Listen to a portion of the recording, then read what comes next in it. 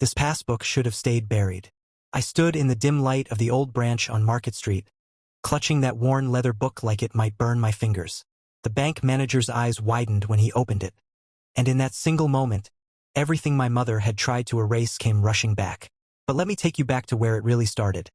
Not at the bank, but in the quiet kitchen of our small house in the hills outside Islamabad, where the smell of cardamom tea still lingered long after the cups were washed. My name is Danica, and for most of my life, home was a place of soft routines. Every morning, the azan floated through the open windows at dawn, mixing with the clatter of my mother stirring chai on the stove. She moved with the same deliberate grace she'd had since I was small, hair pinned neatly, dupatta draped just so, her voice never rising above a gentle murmur even when she was tired. My father had passed when I was 12, a quiet heart attack that left us both stunned and polite with grief. After that, it was just the two of us, and then Grandpa moved in. Grandpa Abaji to me was the steady heartbeat of our days. He wore the same faded kurta every Sunday, the one with the tiny mend on the sleeve from when I accidentally caught it on a nail as a child. He'd sit on the charpai in the courtyard, passbook in his lap sometimes, thumbing the pages like they held prayers. He never talked about money, not really. Just small lessons wrapped in stories. Save what you can, beta. Not for greed, for peace. When he passed last year at 87, the house felt suddenly too big, too echoey. The funeral was simple, the way he wanted. Neighbors came with trays of biryani and quiet condolences. My mother cried in the kitchen later, alone, wiping her eyes with the corner of her apron. After the rituals, we sorted his things. His room smelled of old books and attar, that faint rose scent he dabbed behind his ears. I found the passbook tucked inside the drawer of his wooden side table, under a stack of yellowed letters. It was heavy, the cover cracked but soft from years of handling. I opened it once, saw the neat columns of deposits. Small at first, then steady over decades, and closed it again. Felt private, like reading someone's diary. My mother saw me with it. "What is that old thing?" she asked, voice sharp for once. She took it from my hands without waiting for an answer, flipped through a page or two, then tossed it into the bin with the rest of the papers we were discarding. "Worthless junk," she said. "It should have stayed buried with him. Don't go digging through his things, Danica. Let the dead rest." I stared at the bin. Something twisted in my chest. Not anger. Not yet. Just a quiet ache. I almost reached in to retrieve it, but her look stopped me. She was already moving on, folding his sweaters, packing them for charity. I let it go, or I thought I did. Weeks passed. Life settled into a new kind of normal, me at my teaching job, her tending the small garden she'd started after he left us. But the bin had been emptied that same evening, taken to the curb. I told myself it was gone, forgotten, until the letter came. The letter arrived in a plain white envelope, no stamp, hand-delivered. I found it slipped under the front door one Tuesday evening when the sky was turning the color of bruised plums. Inside was a single sheet of bank stationery, folded once. "Dear Ms. Danica Ahmed," it began in careful type.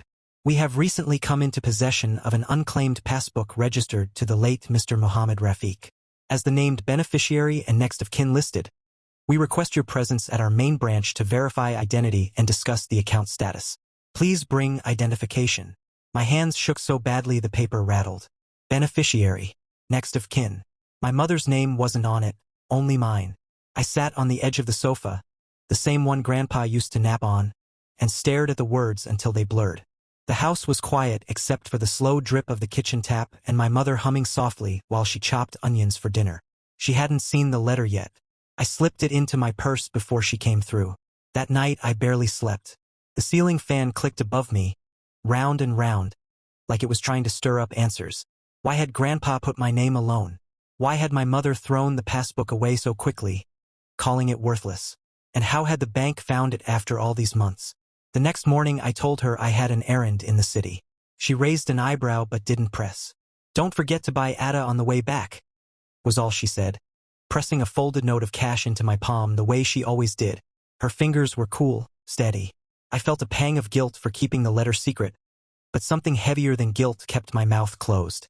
The bank smelled of polished wood and old paper, the same scent that used to cling to Grandpa's kurta after he went to deposit his pension. The manager, Mr. Khalid, was a small man with kind eyes behind thick glasses. He led me to a private cabin at the back. When I handed him the passbook, retrieved that very morning from the municipal dump by a kind sweeper who remembered Grandpa and charged me only a small favor. I watched his face change. He turned the pages slowly. Deposits every month for 42 years. Small amounts at first, 50 rupees, 100, then larger as the years went on. Interest compounded quietly. No withdrawals except one 20 years ago, for my school fees. The final balance made my breath catch. Almost 38 lakhs. Mr. Khalid looked up. Your grandfather was a very disciplined man. He told me once, years ago, that this was for his granddaughter's future. Not for today's needs, but tomorrow's peace. He made sure your name was the only one. I felt heat behind my eyes. My mother. She said it was nothing. She threw it away. He nodded slowly, not surprised. Sometimes people discard what they don't want to face. But the bank never forgets an account. When the post office returned an undelivered notice to an old address, we traced it here. I sat there, the passbook open between us like an accusation. All those years my mother had pinched pennies, scolded me for wasting a single roti, insisted we couldn't afford new curtains or a second-hand fridge. And this had been sitting in a drawer, waiting. I thanked Mr. Khalid, promised to return with documents, and left the bank in a daze. The sun was too bright. Horns blared. My dupatta slipped from my shoulder and I didn't bother fixing it. When I got home, my mother was watering the roses Grandpa had planted. She looked up, smiling. You're late. Did you get the atta? I held the passbook behind my back. My voice came out quieter than I meant. Ammi, we need to talk. I didn't raise my voice. I never do. But when I said those 4 words, Ammi, we need to talk, the watering can slipped from her hand.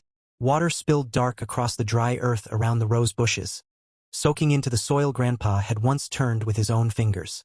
She straightened slowly, wiping her palms on her dupatta, eyes already searching my face. I pulled the passbook from behind my back and held it out. The leather caught the late afternoon light. She looked at it the way someone looks at a snake that has already bitten. Where did you get that? Her voice was low, almost a whisper. The bank found it. They traced me.